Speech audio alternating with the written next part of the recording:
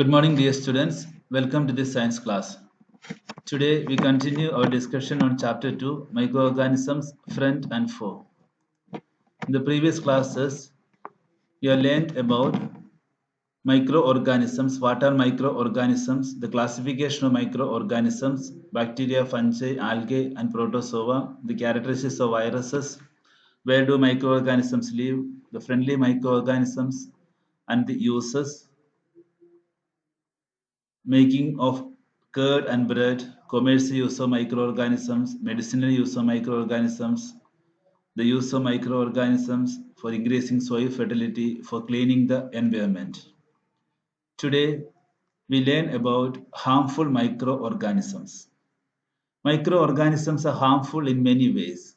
Some of the microorganisms cause diseases in human beings, plants, and animals.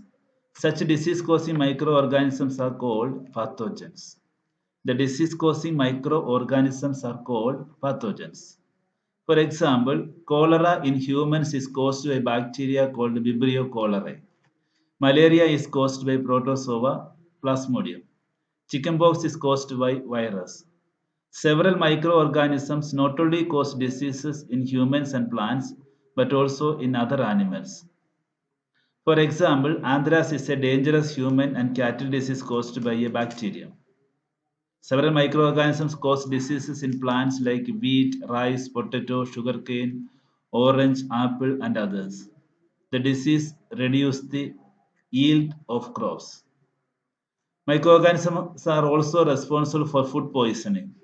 Microorganisms that grow on our food sometimes produce toxic substances. This makes the food poisonous, causing serious illness and even to death. Some microorganisms spoil food, clothing, and leather. So the disease causing microorganisms are called pathogens. Disease causing microorganisms in humans. Pathogens enter our body through the air we breathe, the water we drink, the food we eat. They can also get transmitted by direct contact with an infected person or carried by an animal. Microbial diseases that can spread from an infected person to a healthy person through air, water, food, or physical contact are called communicable diseases. Microbial diseases that can spread from an infected person to a healthy person through air, water, food, or physical contact are called communicable diseases. Examples of such diseases include cholera, common cold, chickenpox, and tuberculosis. When a person suffering from common cold sneezes, fine droplets of moisture carrying thousands of viruses are spread in the air. The virus may enter the body of a healthy person while breathing and cause infection. All mosquitoes breed in water, hence, one should not let water collect anywhere in coolers, tires, flower pot, etc. By keeping the surroundings clean and dry, we can prevent mosquitoes from breeding. There are some insects and animals which act as carriers of disease causing microbes. See, carriers of disease causing microbes. Housefly is one of such carriers. The flies sit on the garbage and animal excreta, and pathogens stick to their bodies. When these flies sit on uncovered food, they may transfer the pathogens. Whoever eats the contaminated food is likely to get sick. So it is advisable to always keep food covered. Avoid consuming uncovered items of food.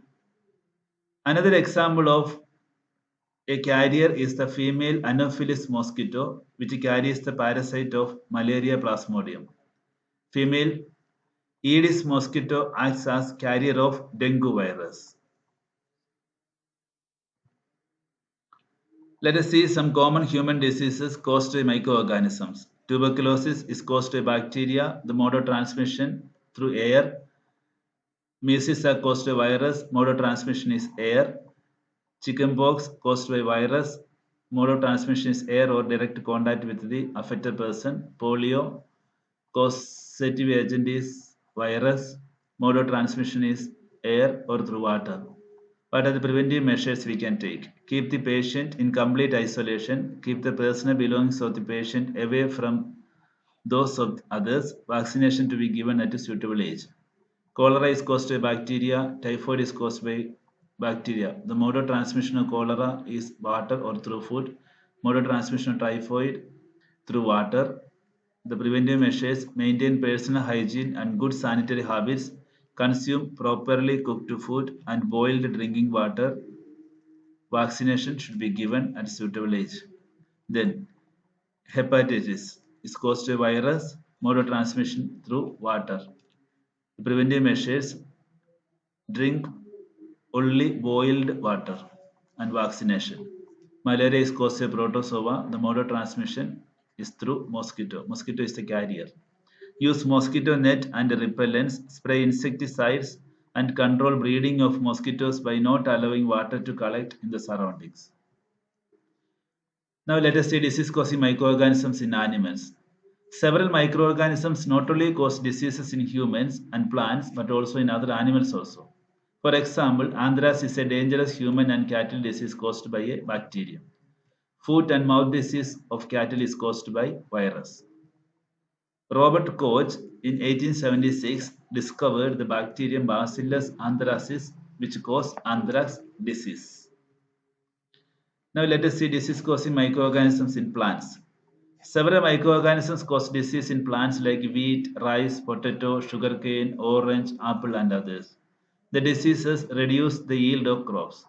They can be controlled by the use of certain chemicals which kill the microbes. Let us see some of the examples. Citrus canker caused by bacteria, mode of transmission is through air. You can see the figure of citrus canker. And rust of beet is caused by fungi, mode of transmission is through air or seeds. Yellow vein mosaic of bindi caused by virus, mode of transmission through insects. Food poisoning.